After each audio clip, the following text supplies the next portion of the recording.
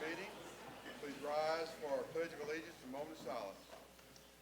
I pledge allegiance to the flag of the United States of America and to the republic for which it stands, one nation, under God, indivisible, with liberty and justice for all.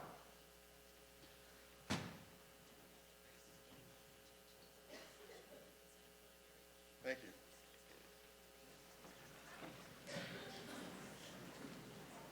First order of business is approval of our agenda.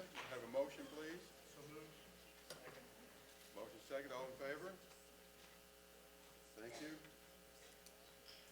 Approve our minutes from our February 20th, 2024 regular board meeting. Motion for approval. So moved. Second. All in favor? Thank you. Approval of minutes from March 18, 2024 special board meeting. Motion for approval. So moved. Second. All in favor? Thank you. Next item is our communications. Mr. Chad Mills, Athletic Director, recognition for middle school basketball.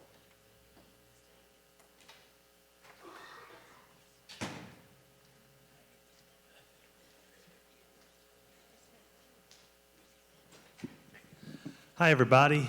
We had a really good winter sports season, and we're here to celebrate that this afternoon. Our middle school teams cleaned house, won a lot of games, championships, awesome high school wrestling season, and then both of our boys and girls basketball teams won over 20 games. So you're going to hear all that starting now. We're going to have, first off, and this will echo throughout with all of our coaches, we want to thank the school board and the administration for all the support that you give our teams, our athletic program, our athletic department programs. We really appreciate it, and the successes that we have couldn't be done without you all, so we appreciate you. When I call your name or call your team up, all you athletes will come up here and you'll stand on the stage. And then after your coach is done saying all these really nice things about you, then you'll go through and you'll meet all of our board members, and they'll all want to shake your hand, okay? So first up is going to be middle school girls basketball. Come on up.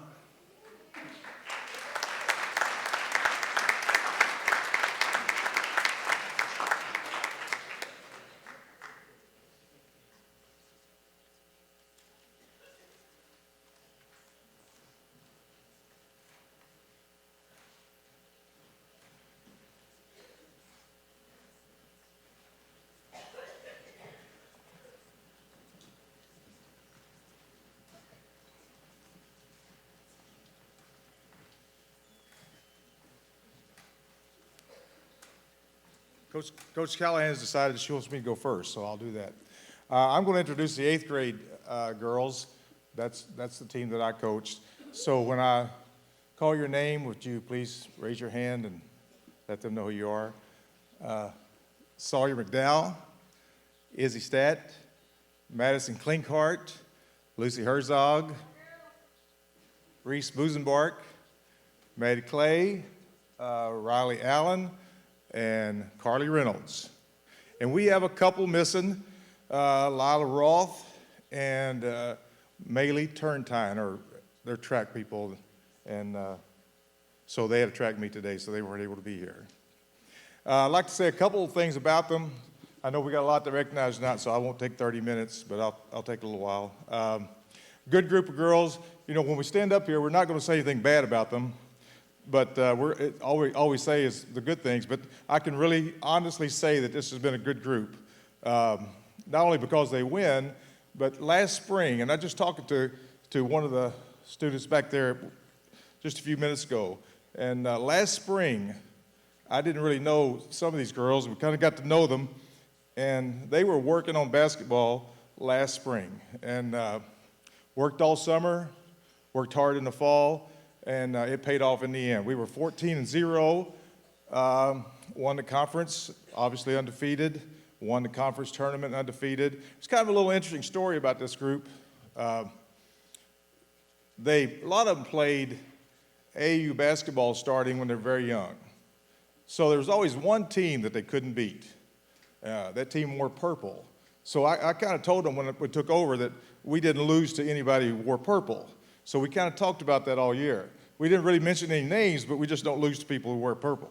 So we played that team in the purple for the conference championship and beat them by 14 points. And the last quarter is actually tied, and we outscored them 16-2. I think it took them about that long to figure out that we were the better team. We played them then in the conference tournament championship. In the first quarter, we beat them 17-2. So my math is not great. Anybody who knows me can attest to that, but I think that's 33-4 in two quarters in a row. So I think we kind of proved that we were the better team at that point. But this has been a great group. Truthfully, to coach them is to love them. They're just a good group. So proud to have been their coach. Thank you.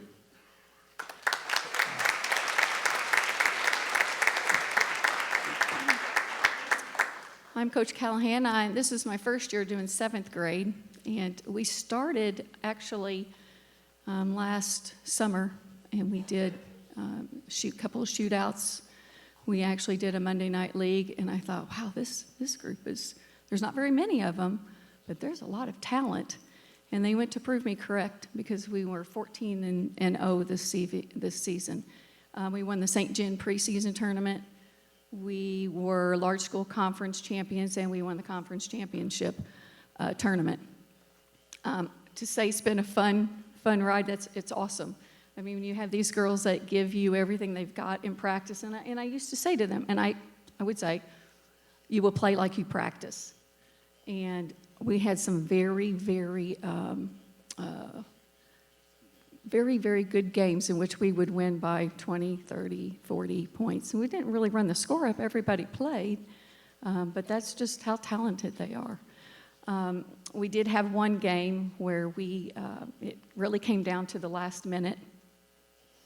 I didn't know it, but several of the girls were sick. And we just didn't play very well because they were out there sick. And I called a timeout and said, we're going to just hold the ball. And we didn't really practice that because we didn't really need to. And so they held the ball for over 2 minutes, and we ended up winning that game, which gave us an undefeated conference season. So it was a lot of fun. I will introduce them to you. And if you'll just wave. Okay, Savannah Smith, Aubrey Bunnell, Addie Schwartz, Allie Turntine, and our last, Cameron Dotson. Okay, we had a few that couldn't be here because of track. I'm very proud of the season. I know there's a bright future ahead for these young ladies. Next year they'll have a pretty strong middle school season, I'm sure, and then a wonderful high school season. I'm confident of that. So thank you, and thank you to the board for all you do for us, the support you give us, our principal, the secretaries that help us when we need things. We appreciate everything you do for us. And congratulations, ladies, on a great season.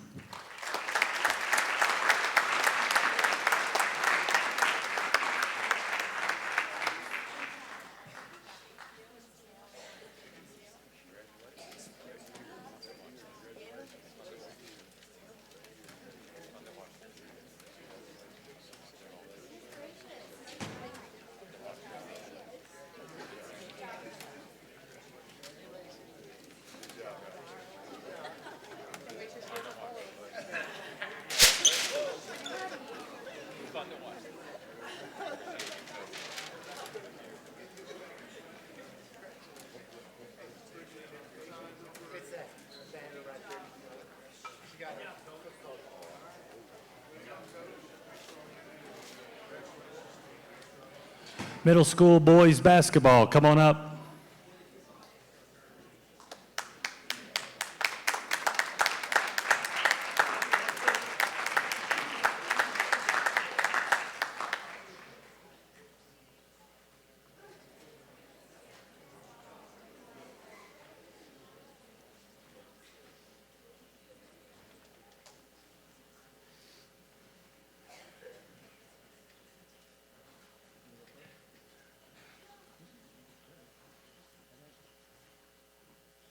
Keep shining. All right. Thank you all for tonight, for being here tonight. I'm blessed and honored. And I just want to say, these guys right here that stand, I know we got some 8th graders out here, but we got some 7th graders right here. I'm going to call out their names here. We got some players that had track and they couldn't be here tonight. So I want to shout out Bentley Brawley, Micah Davis, Thaddeus Dillon, which couldn't be here tonight, Owen Glore.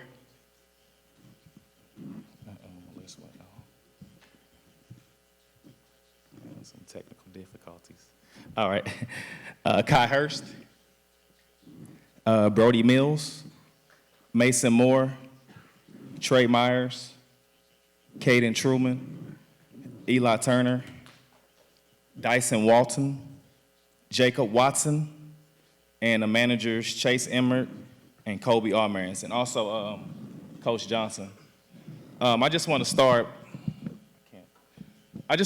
by saying most of these guys started with me this summer, and we had some battles this summer, and they knew how hard it was, and we didn't really win that much.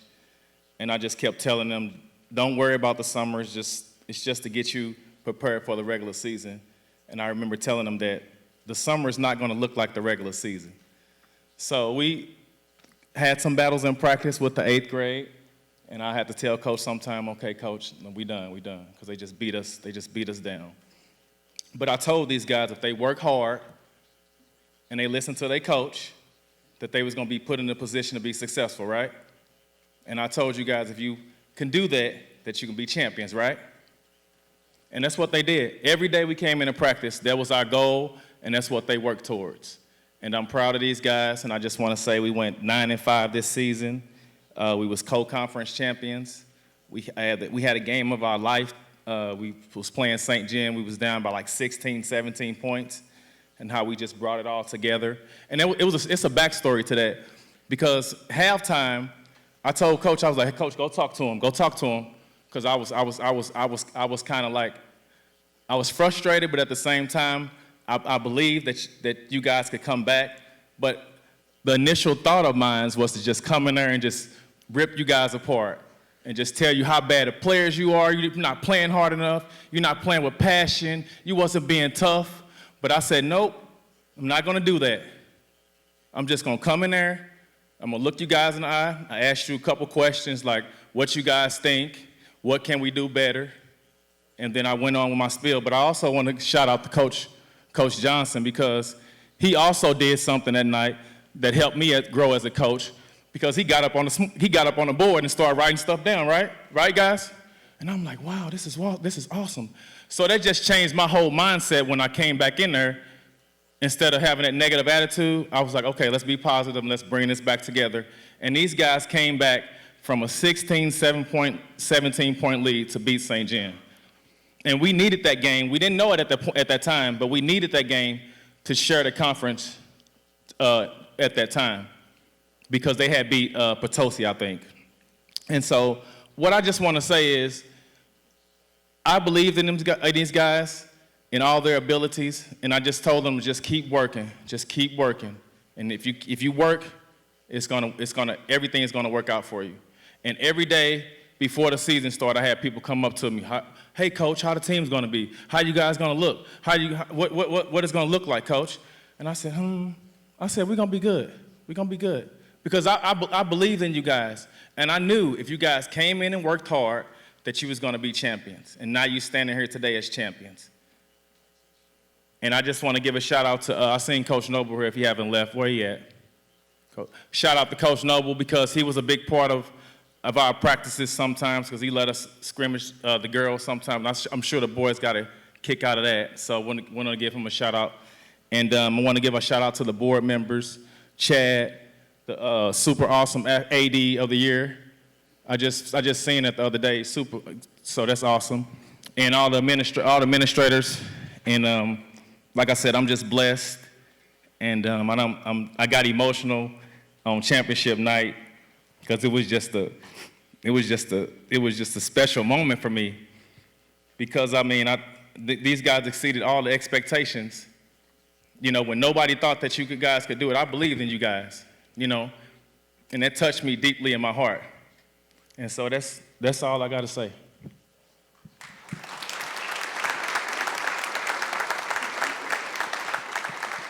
I'm not as charismatic as Coach Shaw, so I'll just get right into it. Who have we got here today? Baylor Bowling, Owen Burke, Nolan Blankenship, and Max Crabtree. The rest are over winning track medals someplace. We had 12 guys total. I think we had enough talent where I could have broken it up into 2 teams of 6 and probably finished 1 and 2. It was not hard for me to do. They're just good. They're better than everybody. It's easy to be a good coach when you have all the talent. So it was kind of nice taking the 8th grade job over and having all the talent. But we went 15-0, won the conference and the conference championship, and they're not done. We had a meeting today about off-season stuff at the high school, so back to work next Tuesday. Thanks.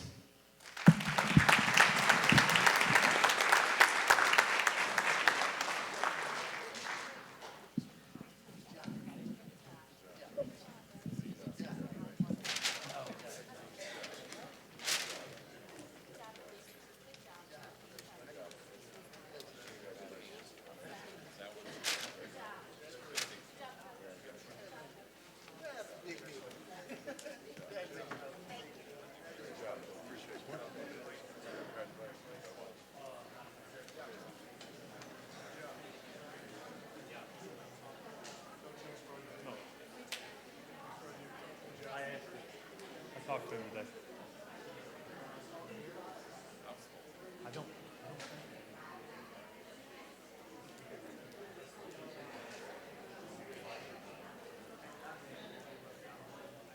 Do you want to do it?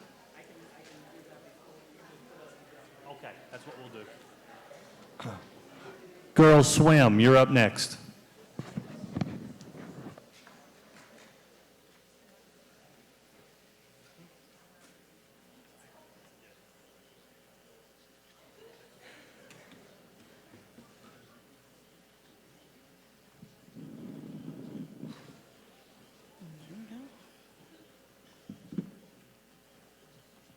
All right. As you can tell, we're a very large team. And this is almost all of us. Here we go. You act like you like each other, right? Okay. So, I mean, last year we went from 16 to 9. And so it was kind of an adjustment and kind of a lot of moving around with different things. And, you know, it's not, you know, swim really isn't like a whole lot of other sports where it's, we were down by 16 and, you know, this and halftime.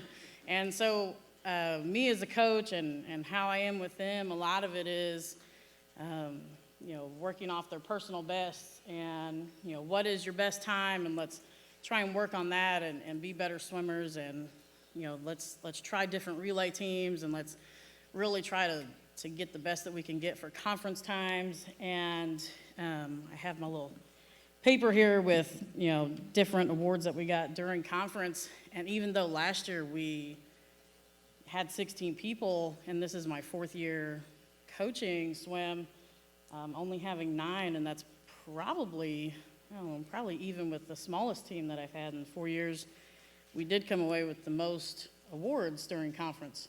So it's not always about quantity, but definitely quality. And I would say that we definitely had that this year.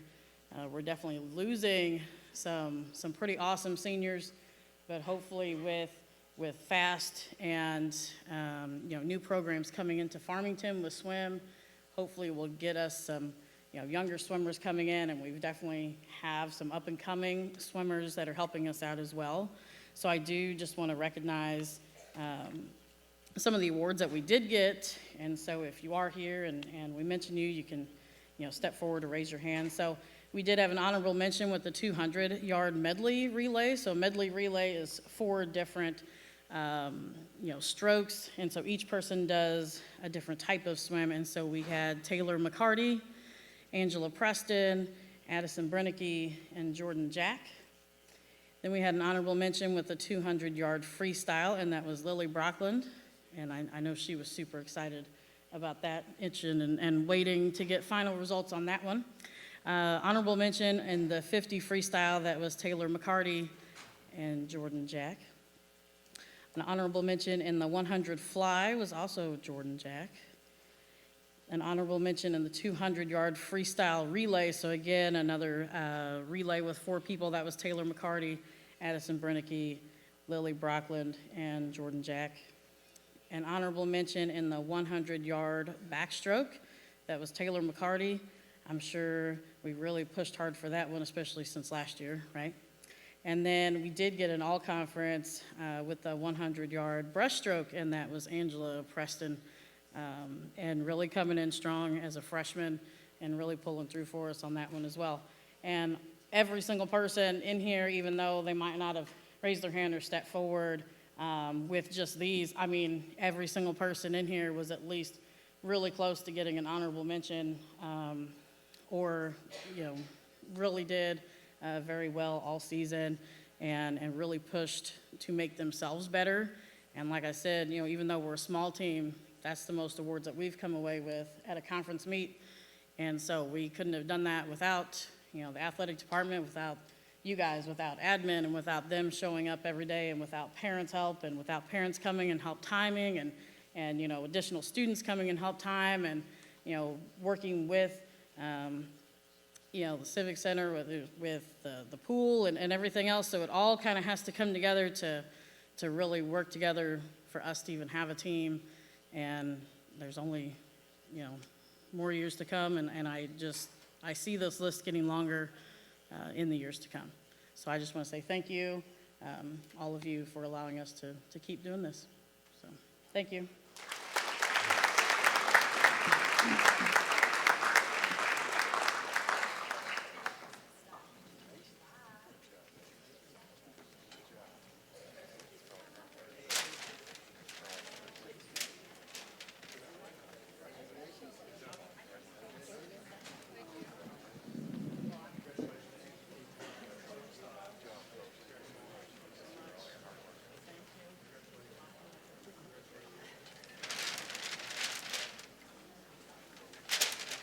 Coach Michael Hahn and girls wrestling.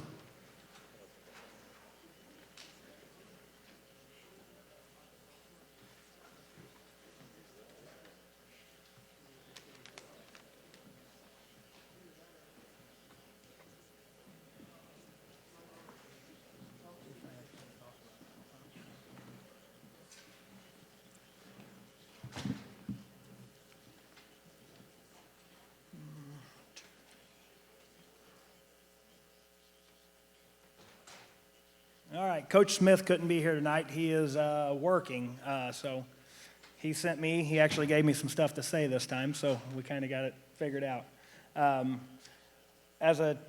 Our coaching staff and everything are very happy the way the girls performed this year on and off the mat. They've became pretty good friends this year, the whole group. Down on the far, we have Kaylee Smith, Ashlyn Robinson, Olivia Corcoran, Marissa Wallace, Gwen Hartleb, and Caroline Klump. We are missing Maya. She is not here tonight, but we do have, we had several girls make all conference this year. The last 4 years, I guess this program has been going on. 4. So we ended up having Kaylee Smith all conference. She took second. Caroline Klump, she took third. Marissa Wallace, she took second. We also had all district, which was Caroline Klump, and we had an all state and academic all state was also Caroline Klump. Since the program has been started, we had one other girl placer before this program started, and once it started, Caroline is our first state placer since the program has been started. Over the last 4 years, this program has grown quite a bit. I went from 0-10 on duels to this year. We went actually 4-6. These girls put a lot of hard work in. Now we've started summer stuff. We're starting to see some of them come back in, so should have a pretty good season, returning season, as long as they continue working hard and showing up. Thank you.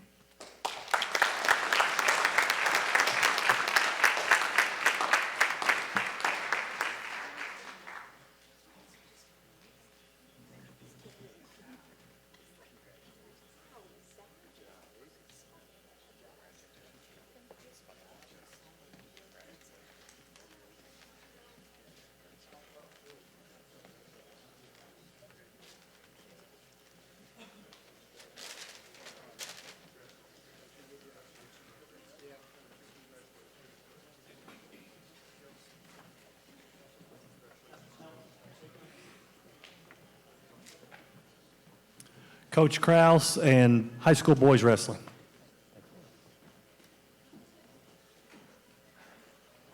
Did any of our middle school boys show up tonight?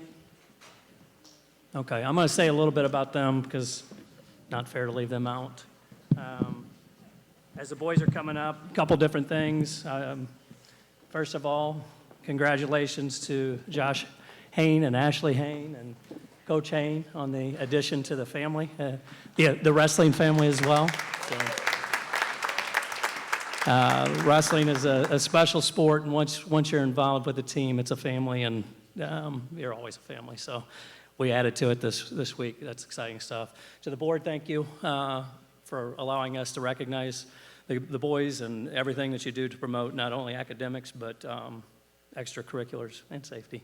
All right, and Chad Mills does a great job supporting and getting us what we need, as well as the high school administration.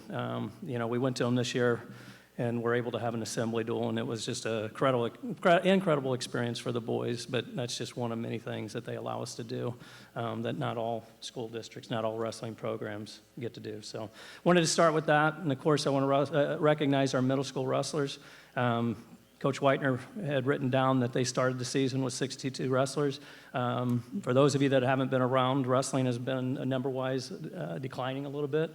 It seems nationwide to be coming back up, and it definitely, with our kids club and the middle school program, those numbers are back up as big as they've ever been, so that's great to see. So we had 62 wrestlers. That was 56 boys and 6 girls that started the season, and we ended with 52, which is still really good, 47 boys and 5 girls. 8th grade had 32 wrestlers and 7th grade had 20. Of the 52, 31 had less than 1 year of experience, and it's a great time to get them involved. And it was a great group of boys and girls. They said that of the 52 athletes, they competed in 612 matches and won 76.5% of those matches through the season. By win percentage, they don't keep team scores in tournaments for middle school, but they would have, they would have successfully won each open contest that they entered. The last meet of the season, the last couple of years, we've had a dual tournament, and they finished 3-1 in that format, missing a couple of their stronger wrestlers. So they had a good year as far as the results. They were also, a great group of boys. I was able to go in a little bit before the high school got going, and have been able to work with them some since. And it's a good crew, so they're going to do good things, continue to do good things. As far as the high school boys, this is a lot of them. That's not all of them. We have included among the varsity wrestlers are here, some of the guys that are not in the varsity lineup. And again, we do that because even though it's an individual sport, we need all of the men working out and pushing one another and getting better, because we never know, number one, when it's going to be their time to step in because of injuries. And also, they're pushing to get in that lineup and to be state placers, et cetera. Couple things off the top. With the high school boys, we were 15-0 in duels this year. We finished second in the Neosho tournament, second in our tournament, missing 2 of our starters, second in the SEMO conference, and was right there at the district tournament, took second as well. We ended up first in the Willard tournament. It's been a little bit since we won a tournament, and then we finished 9th in the state tournament. On the surface, you got to, there are times that we feel like we maybe underperformed, but with the schedule that we wrestled at 15-0, it was really nice. We found ways to win duels that maybe in the past we might not have. And so we're kind of getting over a hump with some of the things. Culturally, couldn't be better than where we're at right now. Boys work hard, they're a team, they support one another, and just a great group to be around. We had 7 wrestlers that finished with 30-plus wins. That's a lot with our schedule, and it's more than we've had in quite some time. At this time, I want to recognize first our all-conference wrestlers. So at this time, if I call your name, step forward. Aiden Hahn was first. Ryan Monroe was 4th. Ian Sells took 5th. Presley Johnson, did Presley end up making it? He's feeling a little under the weather. He took 1st. Zach Dennis took 3rd. Jace Amsden took 5th. Zeke Moreland took 6th. Kai Aders took 2nd. Lane Weiss took 5th. Ethan Turner took 3rd. Will Rogers took 3rd. And Logan Earhart took 4th. For the conference tournament, you have to finish in the top 6 to be recognized as all conference, but we had a really good conference tournament. Okay, step back, guys. All district.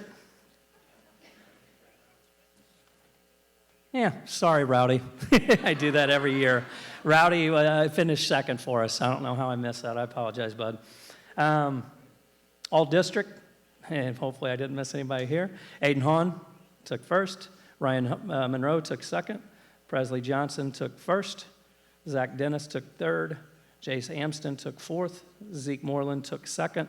Kai Aders took 1st. Lane Weiss took 4th. Ethan Turner took 2nd. Will Rogers took 3rd. Rowdy Vaught took 1st. I gotcha. And Logan Earhart took 3rd.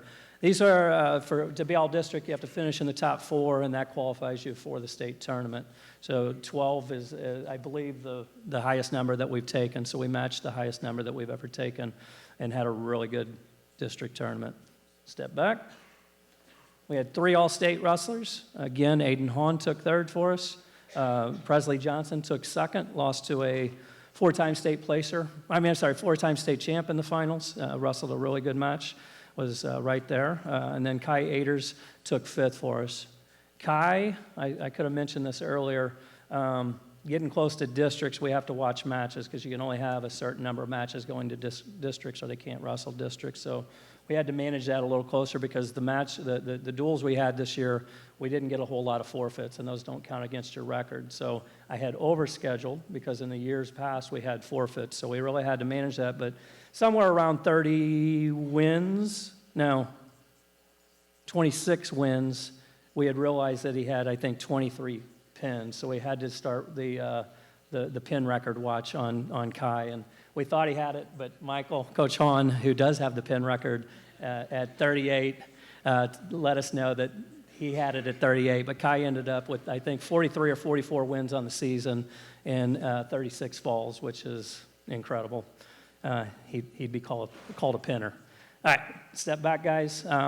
Just as important, academic all-state, the last 2 years, again, I'm telling you, these kids, we're none of us perfect. They're not perfect. We make mistakes, but the way they carry themselves on and off the mat is just incredible, and they're doing good things in the classroom as well.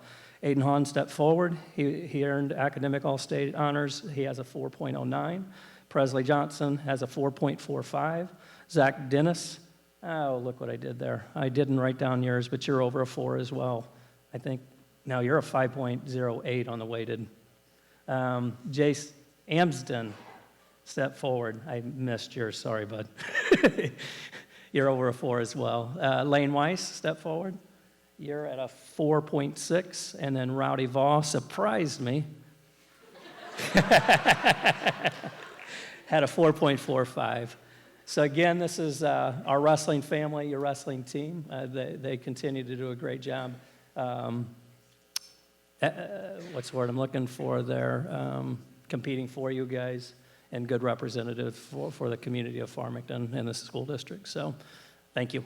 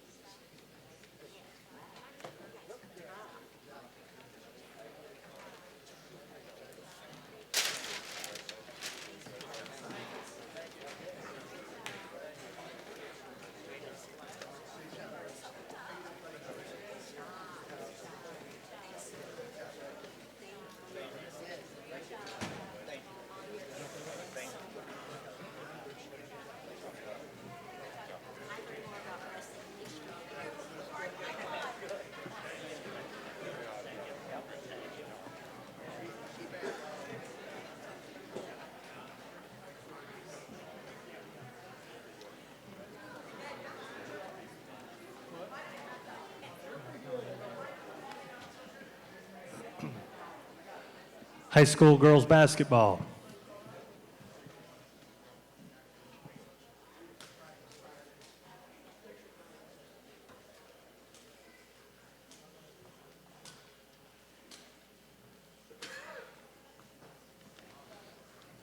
All right, real quick here.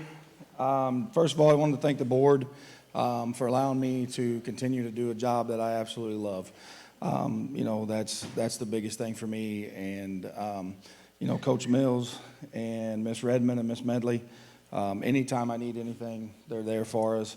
The Booster Club allowed us to go to a Lynn tournament where we get to stay out of town.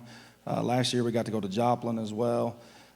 Those things are big for our program and help us build camaraderie and, you know, like Coach Krause said, a family type atmosphere. And, you know, that's always big for us. The parents, you know, a lot of practices. Winter basketball is a long sport. You know, 4 months, Sundays, a lot of weeks we only get like 1 day off. So I appreciate all their efforts. I want to thank my middle school staff and my high school staff.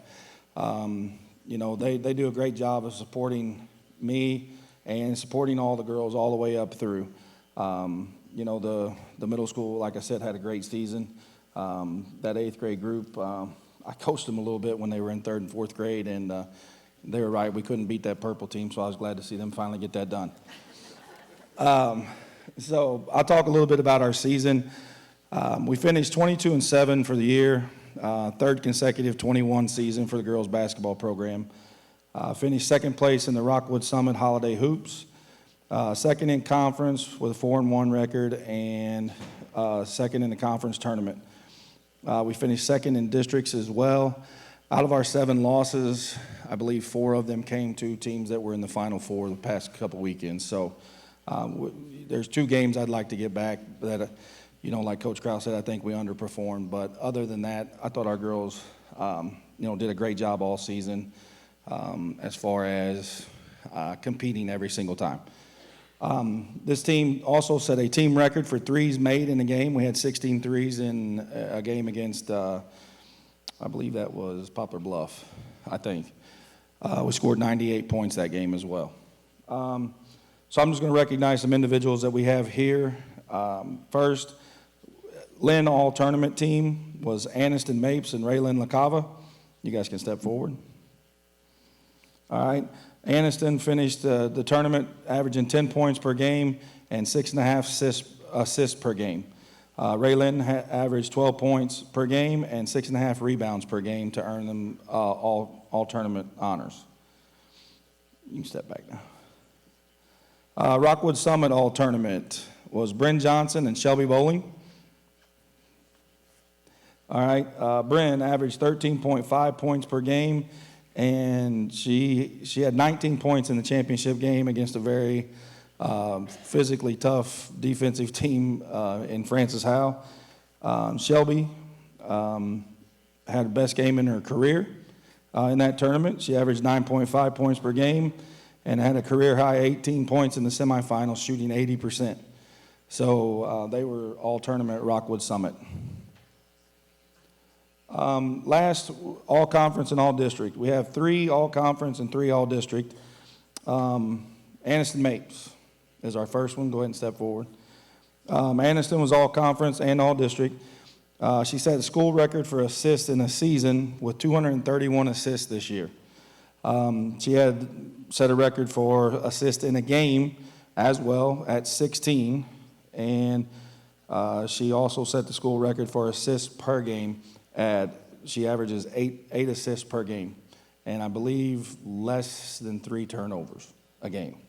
So she had a pretty unbelievable season for us. Second, all-conference, all-district, is Madison Mills. Maddie has set most of the school records for three-pointers made. She set a school record this year, which she broke her own record from last year. She had 77 threes made this year. She shot 44% again. Last year, I think she was around 46%. And she also holds the records right now for threes made in a career so far, and she's got another year left. So She has 185 threes made in 3 years. Next, all conference, all district, is Bryn Johnson. Second in school history for threes made in a season, behind Maddie. And career, 114. First in percentage for a career right now at 41% in a career for all of the girls in Farmington. So, having Bryn and Maddie on the floor at the same time was a big advantage for us, and as well as they shoot it, that's part of the reason Annie had 231 assists as well. So, had a great season, and, these seniors, they did a great job for us. They sat behind a pretty good group, and not a lot of kids can do that, and they waited their turn, and they showed what they're made of, and I really, really appreciate that. So, thank you.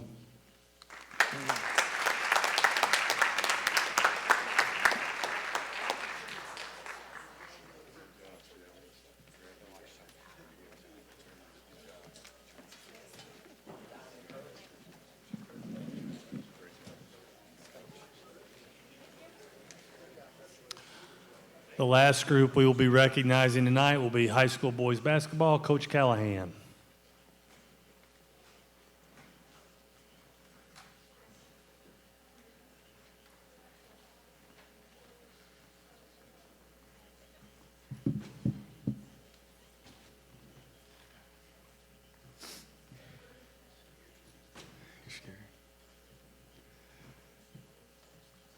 All right, so this season was pretty successful. I felt like we ended up 21-7, which, if you followed our program for the past several years, is a much big improvement from where we'd been a couple seasons before.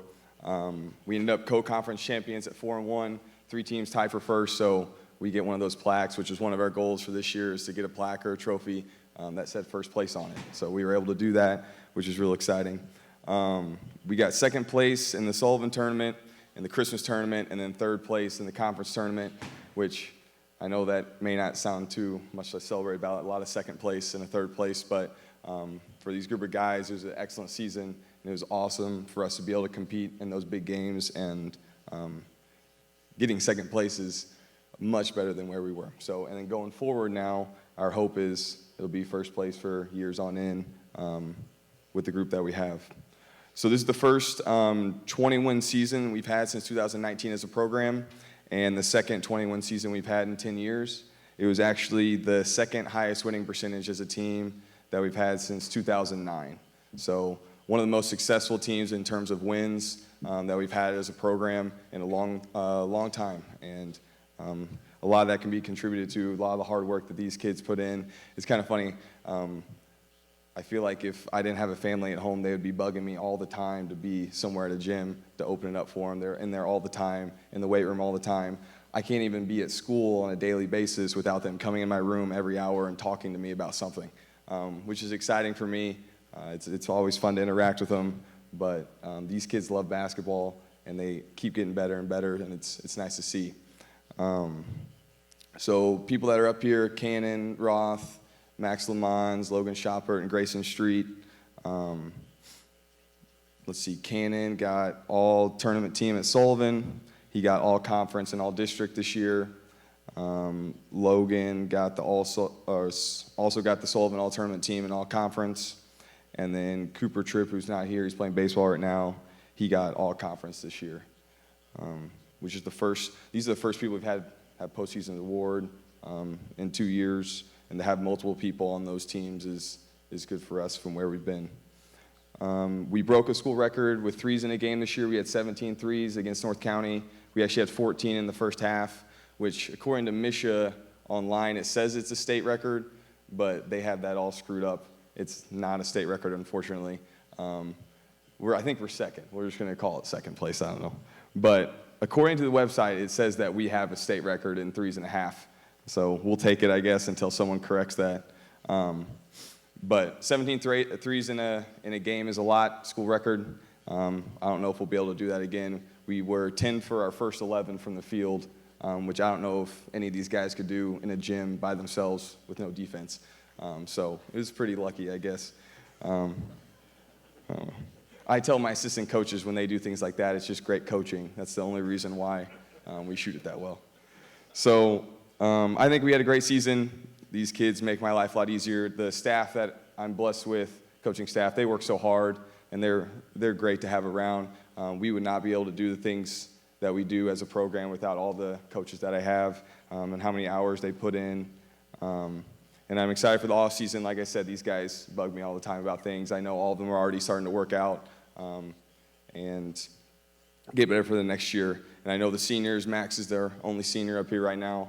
Our seniors leave a big hole. Their effort and energy each day, just the smile and the joy that they brought to our practices every day was one of the key things I felt like for our team this year.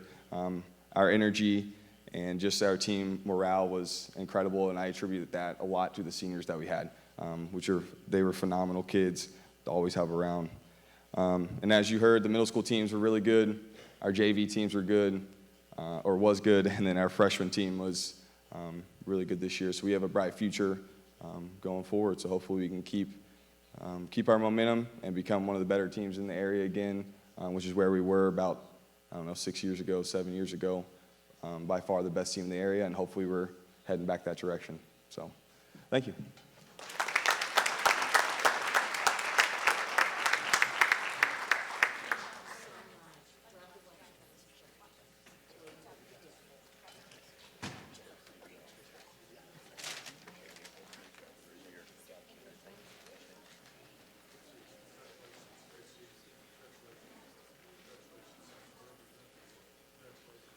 Thanks again, everybody. Appreciate you.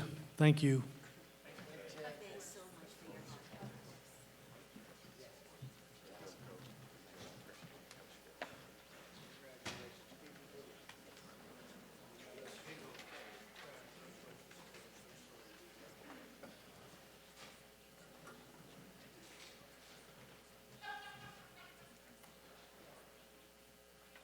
Okay, next we'll have a presentation by Ms. Kelly Creaser and Ms. Whitney Sullivan and Jefferson Student Ambassadors with our student voices.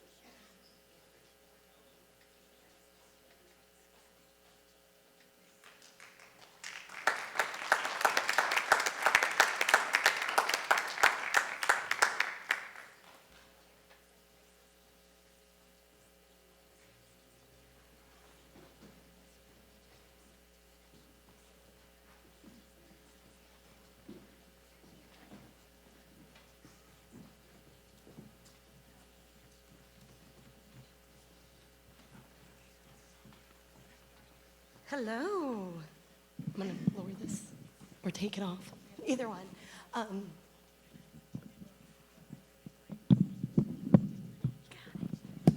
Thank you. Yeah. We'll blame that. We are your Jefferson Student Ambassadors. We are not all of us due to sickness and other activities. And we are speaking for Student Voices. So I'm just going to say a little something, and then we would like to present to the board behind you something for you to watch, and the parents, they have not seen about what our Jefferson Student Ambassadors do for us at Jefferson.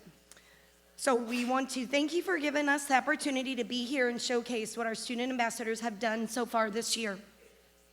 We are very proud of all the accomplishments they have achieved so far and will continue to do this year. We have set high expectations for these young ladies and gentlemen, as they are the leaders of our school. They have met the bar we have set and go above and beyond to continue to help out and lead. We are excited to show you the leadership roles they have taken on this year. Corey, hit it.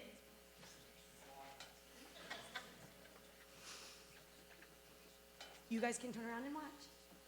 Here are boys, Jefferson Student Ambassador. Daily responsibilities allows us to be leaders in our school to keep students safe and help out teachers.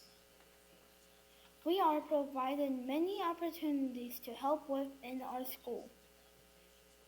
Community events. At Jefferson Elementary, we have dedicated time and effort for the many events provided to our families. Color run, homecoming, Mommy and Me, Veterans Day, Cupid's Ball, and Skate Night. We had a blast helping out. My favorite part about the Mommy and Me dance was I was able to work at the concession stands. The best part of Veterans Day was helping serve the veterans and holding our signs to say thank you for your service. My favorite part of the Cupid's Ball was selling carnations because it made them smile. My favorite part was the concession stand because I got to serve people. My favorite part of Skate Night is that I got to taste test hot chocolate before we served it to our families. Thank you for listening to our voices. We are our voice, Jefferson Student Ambassadors. Oh, yeah, Corey, you can stop it now. Thanks. So there are a lot of events that we do have at Jefferson Elementary, and our student ambassadors, along with their parents, which I commend you, I do ask a lot of you guys, allow us to put on these showcases at Jefferson to provide to our community and our students there, and they just love it. So we did have one question that they knew they needed to respond to. Why do you like being a student ambassador? It gives us lots of responsibilities. Because you get to help people. We get to help out with people at school events.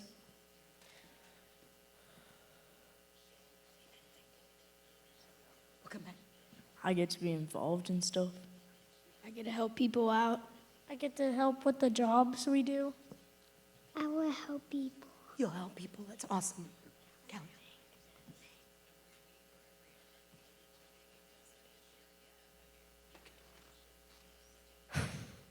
He gets to hold a stop sign in the hallway. So, thank you. Oh, I do apologize. This is Miss Whitney Sullivan. She also helps me with student ambassador. She's just standing here in the background with me. Student ambassadors, if you'd come and get your cards, you can give them to the board members.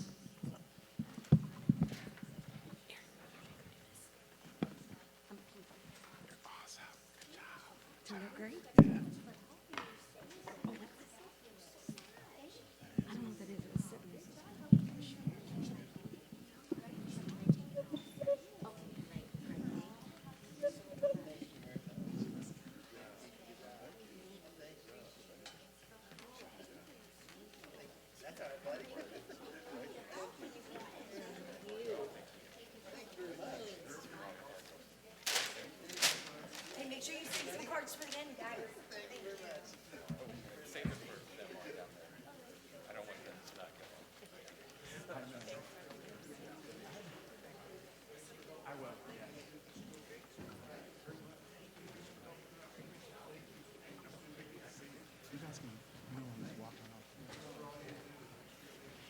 Yeah, you can hold it.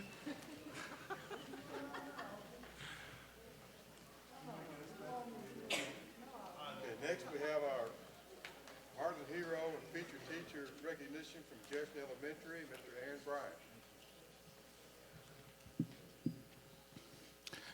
Greetings, everyone. Good job, student ambassadors. Way to represent. I'm Aaron Bryant, principal at Jefferson Elementary, where we charge ahead to stay ahead. Before we get started, I wanted to take a moment just to recognize all of our school board members. I want you guys to just kind of take a look around.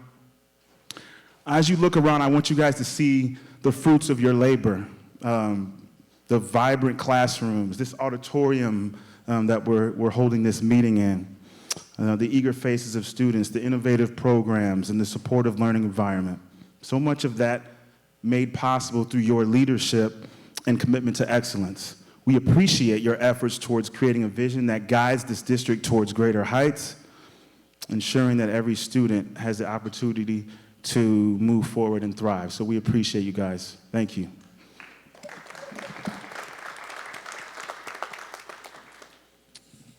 So when we focus on the good, we all can see people in our school community who have gone above and beyond. I think each building has that community member or parent who promotes positive school climate and culture.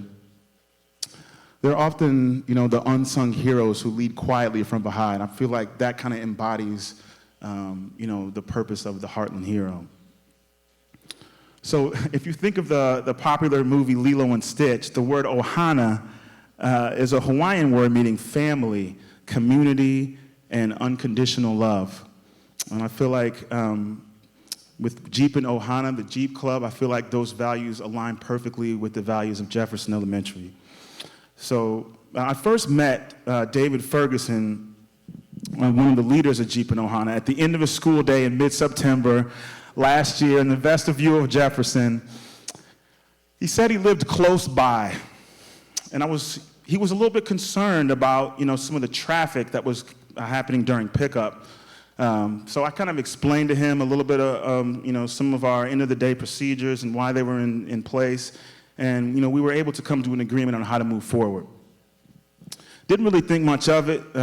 Few days go by, leaving work, I'm pulling out of the parking lot, and then I see Dave running from his driveway to flag me down. First thing I thought was, he really does live close by, like literally right across the street.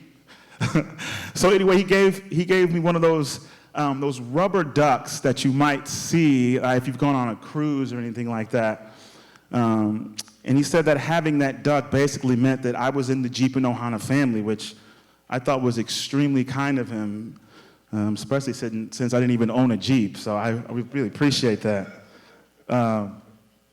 He thanked me for taking the time to speak with him about his concerns and explain to me about the Jeep and Ohana Jeep Club and how they were always looking for ways to support people in the community. I didn't really understand how important this chance meeting would become until about a month later when our building experienced a very tough reality when a few of our students were involved in a fatal car accident. Dave and Jeep Ohana were able to quickly jump into action, effectively coordinate with our building character committee along with other groups to help get resources to families that were affected, as well as provide extra support for our staff. In addition, his group was able to secure funds to help significantly reduce or eliminate several students' lunch balance deficits. Not to mention that Dave's house was always one of the coolest decorated houses of all time. Like the kids would always talk about, Halloween, how his whole house is just decked out. Christmas, the same thing. Thanksgiving. So it really added a cool effect just to the whole atmosphere of Jefferson. So we at Jefferson admire Dave and Jeep and Ohana's empathy, humbleness, and his willingness to jump in and lend a helping hand in a moment's notice. And this group shuns any of the spotlight, because when I tried to reach out to him to let him know that we wanted to recognize him, he kept keeping me in arm's length, saying he didn't want any recognition. He just wanted to continue leading from the background. I thought that was extremely humble. So I'm grateful that they're here now to be responsible for making an impact on the students here at Jefferson. So Jefferson's Heartland Hero Award will go to Dave Ferguson and Jeepin Ohana.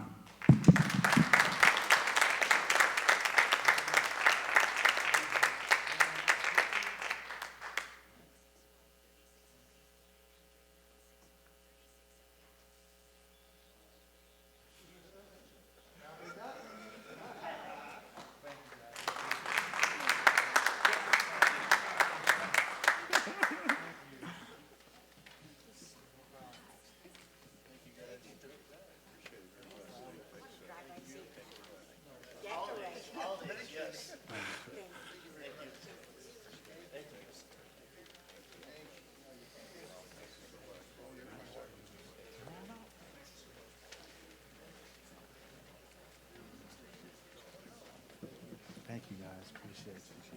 Yes. Thank you. Man, thanks for coming, dude. Appreciate you. Thank you for coming. Appreciate you. Thank you.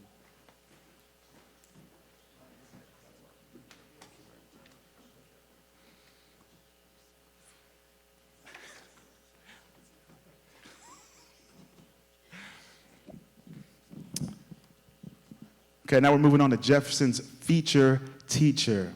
Our feature teacher is Miss Ashley Bono.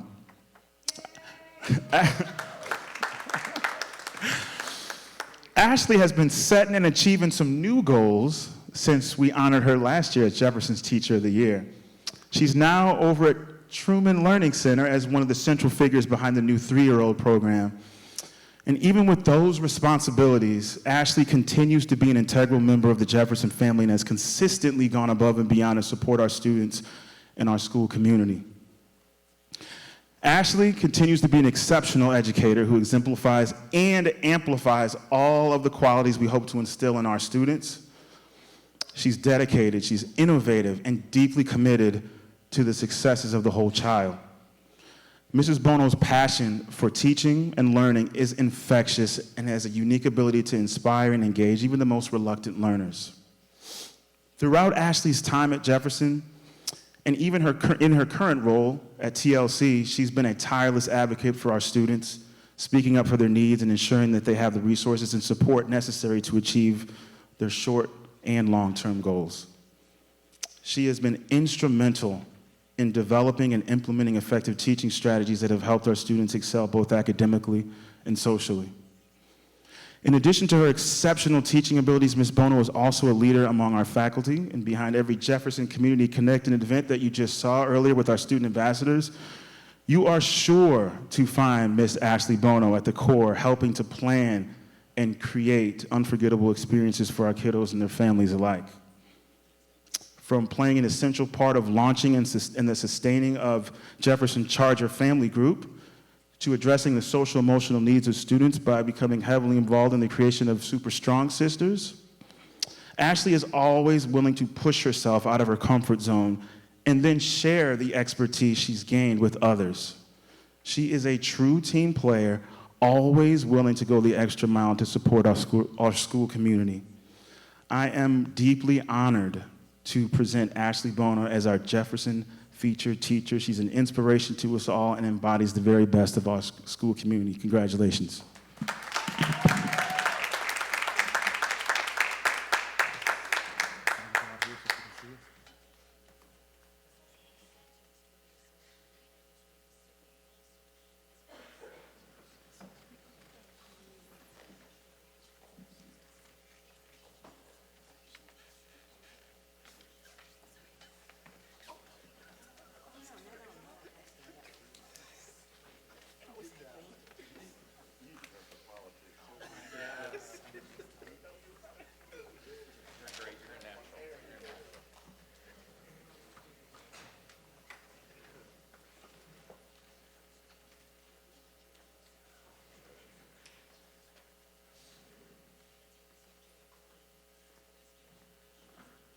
Next, we have Ms. Gretchen Hill who will provide a brief presentation on Discovery Schools.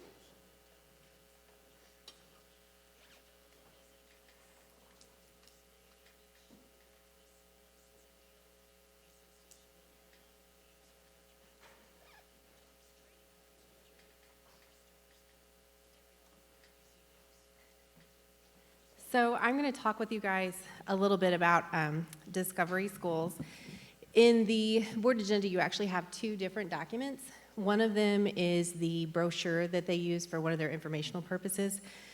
The other one, which is what we'll be using tonight, is the PowerPoint that we kind of use for parent meetings. They use it for district marketing. So it does have some of those detailed pieces there. Sorry, excuse me. So Discovery Schools is what's called an approved private agency through DESE, which just means that they have filled out all the appropriate paperwork to provide supportive services that augment a typical district program. So it's a specialized private school. It does have both academic and therapeutic elements to it. In our case, it'll be used primarily to help students who qualify for special education. So they do have a categorical disability. Primarily, it works with kiddos who are autistic, other health impaired, or emotionally disturbed, although any of the categorical disabilities can fall in there. You can attend Discovery from 5 to 21. Sorry. They do typically try to shoot their staffing ratios with a 3-to-1 or a 4-to-1. They use it as program specific, whatever they need. And that's a combination of administrators, teachers, and then they also use teaching assistants. So they will have certified administrators, they will have SPED teachers, clinicians, license-related service providers, and they contract those out, sub-ER, SLPs, or OT, or PT. So what we will do with them, hopefully, is we will contract with Discovery to set up what's called a separate private, which is a whole application with DESE. So we'll fill that up and fill that out. DESE will come in and do a site visit. And then what it will do is essentially set up an embedded school within a school, is the easiest way to think about it. So by doing that and contracting with them, they will assume responsibility not only for educational services, but also for therapeutic services by utilizing LPCs and a BCBA. I use a lot of acronyms, so if at any point I lose you, just tell me and I'll backtrack. So they'll provide those services there. They will also help with some of the family stability. They will assume responsibility for the IEPs. We will still provide the evaluation services, but it will help to kind of increase some of those options and stabilize the schooling experience for those kiddos. Primarily our staff that's going to come into play that we will work the most with is Dr. Eric Winkles. Dr. Winkles is actually a certified superintendent. He was a K-12 principal. He's certified in SPED administration. He was a teacher with Special School District out of St. Louis, and he handles a lot of not only the educational aspect and programming, but he does a lot of their outreach in terms of setting up contracts and helping to get the schools up and running. Greg Holsey is actually working with us right now. He is on a contracted service with Discovery and provide what we call embedded coaching. So he comes into our high needs classrooms, works with some of our students specifically with the goal of modeling some of those approaches to dealing with unwanted behaviors so our teachers can then learn and apply. So we're working to kind of build capacity there. So Mr. Holsey is often on campus. He's usually here on Wednesdays, and so people are pretty used to him coming through. He is also a BCBA. He has master's degrees in administration with that BCBA, and then he also has special ed. Sorry, I have allergy problems in this. So Mr. Holsey and Dr. Winkles are also both trained in NME, which is just stands for Neurosequential Modeling in Education, and that is an approach to helping to modify their behaviors. Sherry Parker is their autism specialist. She works with us some too, although mostly she works with us virtually, so we Zoom her in, and then Christina Woods is the LPC that comes in with us. In terms of what that programming looks like, for their academics, they use a combination of both virtual and in-person instruction.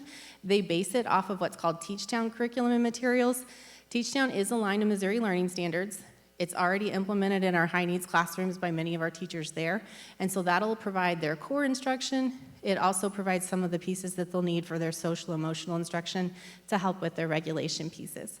For what we would consider sort of a response to intervention type programming, they will use EasyCBM, MobiBacs, and then Teachtown assessments. So those are big parts to help to kind of close gaps in their academic skills and abilities. They also use corrective reading and corrective math and a lot of Kagan strategies, which means that we're just teaching them to work in groups and some proactive strategies in terms of how to get engaged, how to move around. So we're trying to create a learning environment that better suits their needs. Programming-wise, they use what's called Safe Crisis Management, or SCM, and the big part of that is if you have a kid who becomes escalated, then they take appropriate responses using what's called SB training, and so they work to de-escalate if possible. If they can't de-escalate, then and they would have to restrain, they would use that SB model there. They don't use isolation, seclusion. When they say no secure observation rooms, that means they don't just put a kid in a room, so they like to be very upfront. The goal, of course, is to de-escalate and then have the student rejoin the classroom as quickly as possible. And then in terms of behavior, they also use what's called a PBIS focus, so positive behavior interventions. The next piece that kind of goes on that next slide is those trauma-informed regulation activities, because again, our goal is to teach the kids academically and then also to provide those therapeutic services so that we can get them where they can regulate themselves and function in that classroom environment, with the ultimate end goal being that they return back to their domicile school, wherever that would happen to be. So they use regulation activities, and that's done with their OT providers and then also their behavior specialists. They do a lot of regulation breaks. I won't go into all the details there, but some of those Sensory diets is what they refer. A lot of that is compression-based. It's moving the body, so they might roll, they might move, they might wear weighted vests. They have brain breaks that are included. They use some of those things that you see in a lot of our classrooms already, exercise bikes, trampolines, that type of thing. Sensory pathways are a big part of what they do, and it's basically just a way for the kids to kind of work off some of that excess and get some of that sensory input they need so that they can continue to be successful in the classroom. And then the last page that's on there just kind of talks about their approach and what they provide for us as a school district. One of the most important things that they will do is they staff their own classroom, which is extremely helpful because finding teachers and therapists who are qualified to work with the highest need students is very difficult. So they will not only locate these teachers and staff them, they train them with their communication and access pieces. So they work with parents, they work with community partners. This particular slide references Compass Health. That is because they're based out of Rolla, Missouri, and that's their designated provider by DMH in Rolla. We would be BJC, is who they're gonna work with there. So they would work to set up, case managers if they need assistance there. They work with Easter Seals as much as possible. They work with school districts. And what their goal is to share that information, do progress monitoring and reporting, make sure everybody's on the same page, and that way the students can be successful. So they do provide those daily logs.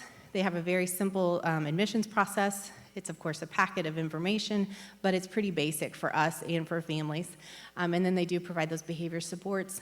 They will also be able to help us with professional development and training with our own staff already. So they will have that separate private space that's set up.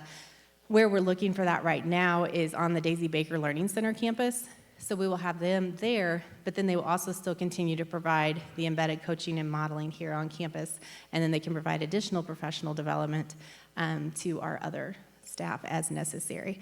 So that's just kind of a general overview of what Discovery is and where we're at there. Do you guys have questions? Yeah, so. So the question was, do they have to have a qualifying diagnosis?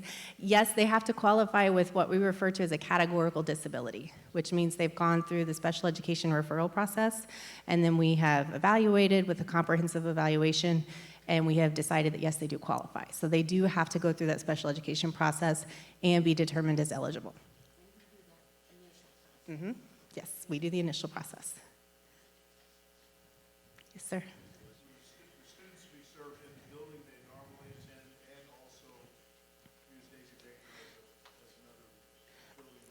So once they are enrolled, they will use the Discovery School's separate private at Daisy Baker. That will be their primary building. So they will stay there, they will receive all of their education there, they're dropped off there, they'll have lunch there. And then what they will work to do is once we can get some of the behaviors stabilized so that they can be successful back at their domicile school, so their regular school, then we start a transition process back. They do always work with that end in mind. It's not a quick process by any means, though.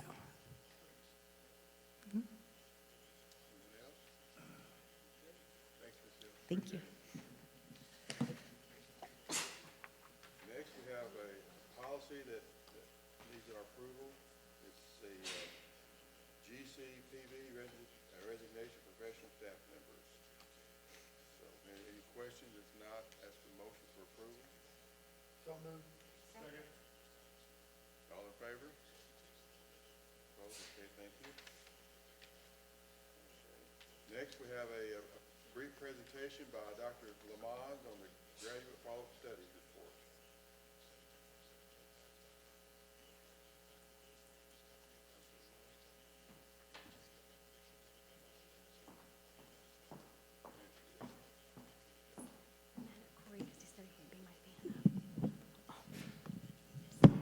Okay, sorry, I'll stand on my tippy toes. Hi, thank you. Yep, will it go down? Okay. Thanks. All right, hi, long night. Exciting to see all those students and all those awesome accomplishments. A little tough for me to watch my son be a senior up here, but I'm going to get over it, I guess. You guys have this report in front of you, but I just thank you to the Secretary of Training because Robin Wade was helped me create a Canva. So that was an awesome training that Ms. Southern did for our secretaries. She was excited to roll this out today, even though we couldn't figure out how to share it with Corey and Amanda, but we got it done. So, this isn't working. What am I supposed to point it at? Okay, all right. So this year we have an increase of 24 more students going to college than the previous class, so that was exciting news. The recent census indicated that only 14% of St. Francis County has college degrees, which I was really surprised by that low number. But it looks like we are definitely getting our students to complete those degrees. It just may indicate that maybe they're not coming back to this community, but we were excited to see that increase. And the increase from 48.6 attending college last year to 53.9% attending now. So that was where we saw that increase, and we were very excited about that. And the next slide tells us that even though we had a decrease in the four-year enrollments, last year we had 31.5 students after they graduated attend a four-year university, and then this year we only have 24.8% attending a four-year university. There was an increase in two-year enrollments from 17.1% to 29.1%. Haven't done a study on this, but over the past few years, we worked hard to make sure the students that are choosing to get their associate's degree are that it's necessary and not just something they do for a competitive nature. And we have seen a decrease in students doing that, and that honestly was part of our goal because we were having students completed an associate's degree and they really had no idea what they wanted to do after they graduated from high school, and that's just not a productive way to spend their time. And we are excited that they want to do that, but we also want to make sure that we have the right students doing that can be successful and they're not increasing their stress levels so much. So if I had to guess, if I dug in a little bit, that might be why we see an increase in the two-year enrollments. It is because we have seen a decrease in our associate's degree in high school. And that is not something that we are worried about. That has actually been a goal of ours because we felt like there was a lot of pressure on our students to do that a little unnecessarily. Next. So our advanced training that we broke that down to see what advanced training students are doing. It includes culinary, cosmetology, and lineman's school. So that will later be my plug to maybe start a beauty academy and a culinary arts at some point in Farmington High School, maybe in the next 3 years before I go. And then lineman's school, which that's really exciting. Another thing I thought was very promising because I think sometimes the state of our world worries me a little bit. We currently only have 4 of our graduates that are unemployed, and 2 of those were stay-at-home parents. So that, to me, was a number to be proud of, that all of our students are working in some capacity, or our graduates are working in some capacity. Okay, and this was just something exciting. We have 1 student attending Harvard. This is actually our 3rd Farmington graduate to attend Harvard. I'm sorry, to be accepted into Harvard. Not that Farmington High School can take full credit for that. That's probably a lot to do with genetics, but we have 3 students accepted. 1 chose not to go to Harvard. He went to Stanford instead, and one of our students that was accepted into Harvard years ago went on to MIT for his master's program. So we are very excited about that. When we were fortunate enough to build that beautiful field house on our campus, we shifted all of our athletic highlights to our field house, and our student leadership group, Nights in Action, worked hard to start doing things in our front lobby to highlight all the awesome things we have with academics, like our 30-plus ACT banners.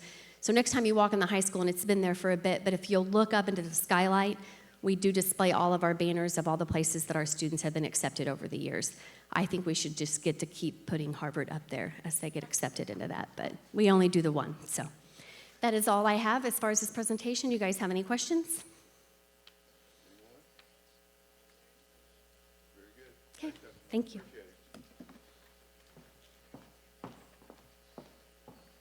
Okay, now we ask for a motion for approval of our consensual agenda. There's no other questions. Motion, please. We're going to do 6.01 separate. Could we pull the bills off of that? Because we need to abstain. I would like to vote on the issue too, but I still want to vote. Okay. All right, then what we'll do then, let's have a motion for 6.02 through 6.08. Motion for approval. All in favor? All right. Now, 6.01, do we want to remove those 2 items before we vote? No, we're just going to abstain. Okay, all right. Okay, so we ask for a motion for approval of the regular bills, item 6.01. abstain. Okay. Everyone's approved? Okay. All right. Very good. Okay, Dr. Gibbs, the district update. Right, we've had a great night of recognition, so I don't want to keep us too much longer, but kind of on my part there at the start, you guys approved the district career ladder plan, so we are ready to start rolling that out to staff and getting that underway and having that to offer our teachers. We've even had people coming in with interviews asking about it, so we know that's going into effect for our school district for stage 1 and stage 2, so we're anxious to be competitive in that regard next year and communicate that to our staff and the expectations there. A couple legislative updates. My third point down there is that we are watching some concerning bills related to SPED and how there would be increased oversight there. That it's always good to have that, but there's keep adding things to the SPED world that make that a challenging place for people to land and want to stay as far as serving those students who need such good service. Property tax bill, and then the open enrollment just keeps looming there. But on the reverse side of that, the governor is looking for a budget proposal that's favorable to education. So met with the salary committee, they went over the career ladder plan, a lot of positive outcomes there, and then yesterday we had a long day with insurance, but got some good feedback on our initial proposal, and so we'll continue. A couple more are still coming in, and we'll finalize that soon. I know Dr. Lamont shared the celebrations with the student attending Harvard, but I think it's just as great. The Harvard of the Midwest, Truman, we had 2 students get the Pershing full ride scholarship out of only 12 given, so that was a pretty big accomplishment I wanted to point out there for our current seniors, Helen Griffin and Grayson Pratt. And then we have the Lip Dub coming up on Friday, so that's a big, exciting event at the high school. So get on YouTube and watch some of those past Lip Dubs if you don't know what I'm talking about. And we'll have the newest one. This was a brainchild of Mindy a long time ago, wasn't it? You kind of launched that. So it's kept going for several years, so it's fun to watch. And I think I'm going to be part of it this year, so that's going to be interesting. But moving down to middle school, so a celebration coming out of there is that our advanced band went to a really competitive competition in Union and scored a 1, and I think even one judge gave them a 1+, so good job there. It was a fun day for those kids. The middle school was able to, as was mentioned, I think earlier in a presentation with I'm mixing up my video I did today. Channel 4 came and did a report on the eclipse, gave us a very short notice, but Mrs. Dillon turned around a great performance in a short amount of time with the students that had been part of the eclipse back when they were in 2nd grade, and they met with the current 2nd graders, so kind of bridge that gap. So watch that on April 1st, 6 o'clock, right, Mindy? Will be on KMO, the news about the eclipse. And then Lincoln, this was a common theme throughout the year, so when you see MRI in these reports, it's Missouri Reading Initiative. There's a lot of great work that's gone on with the training. We've invested in that, but we've had a lot of great outcomes. So that has been funds wisely invested to get those teachers the training to really support those reading strategies in our middle school and in Lincoln, and then we're looking at that being in the upper elementary as well. So Jefferson, we had the Charger students here, but they've been doing a lot of great things, as you can see there in their building. And then Mr. Bryant and Ms. Mintier started a riding referral-free bus initiative, which is a big hit over there for recognizing bus behavior. Going down to Washington, something to celebrate is that they partnered with the Missouri Conservation Department, so it gets that community connectedness piece in. That's one of our Farmington 4. Roosevelt is preparing for an author visit and then a color run coming up. If you want to participate in that, they'll throw some chalk at you as you run by.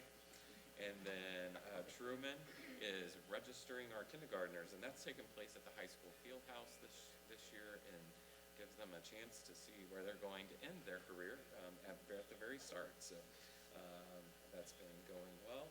And then Daisy Baker had so many things to celebrate, so just a couple of those is that they made a video that was part of Wellness Day, really highlighted all the great programs. And then I was there today doing my video spotlight series there, a great place to end of the 8 spotlights that I did, just getting to hear Dr. Conley talk so passionately about all the programs that they offer for our students and that alternative setting. And then talking to Shauna Henson and how her success with the Missouri Options program, and then they packed the CTA Cares bags, and so we were able to go back and watch that in action, talk to one of the students part of that program. So a lot of great outreach that comes from them, and we're sending those students out into the community. They're working, going beyond high school, Cedarhurst, and then doing some retail work. So lots of great outcomes. And as Ms. Hill shared, we're expanding programming there for our highest need SPED students.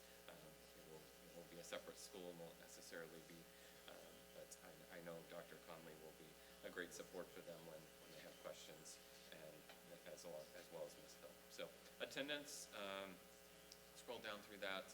We are still struggling with that attendance piece. We dropped just a hair below where we were last year at this point in the year. So we will hit that hard the rest of the year, but then we'll also put some strategies in place next year, because it will be even more important to get those average daily attendance numbers up, because we are paid on those. So, Wellness Day, kudos to, I left out the word day there, but kudos to Dr. Kraus and her team that helped with that, Mindy Southern, Crystal Rose, and many others.